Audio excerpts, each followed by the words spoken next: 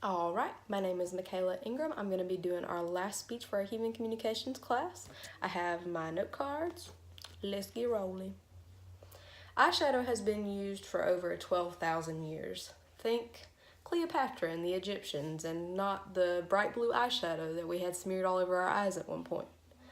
Granted, these shadows from long ago are not quite like what we have today in a lot of ways.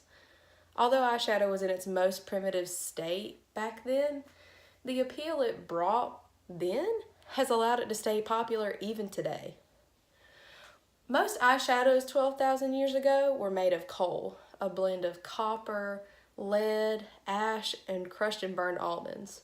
Think about how healthy that was for your eyes. Today, eyeshadow is made of more refined and smooth materials such as mica, talc, and other important materials that add finishes and pigment. There are a few different types of shadow. First, of course, there is the standard powder. This is probably what you think of when you hear the word eyeshadow.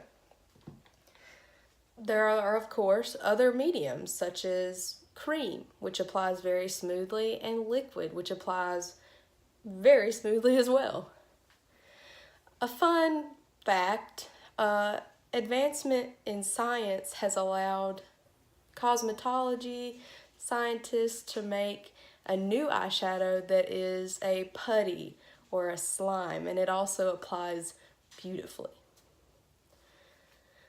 Moving on from the bases or the mediums, we come to finishes and effects. Eyeshadows come in a variety of finishes, such as matte, which are these very flat, very light absorbing colors. They have no reflection in them. Pearlescent, which have a little bit of reflection in them and some color. Metallics, which I can demonstrate here in this little pot.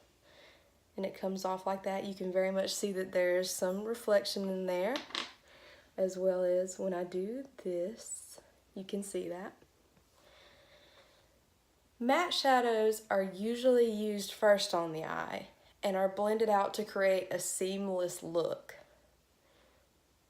Pearlescents, metallics, and glitters are used afterward to, if you will, create an eye-catching look. Altogether, I do believe that the length of time that eyeshadow has been around shows how popular it is. Perhaps one day, many years from now, someone will look back on our eyeshadow practices and mistakes and compare it and contrast it to how they do theirs in their day. Only time will tell.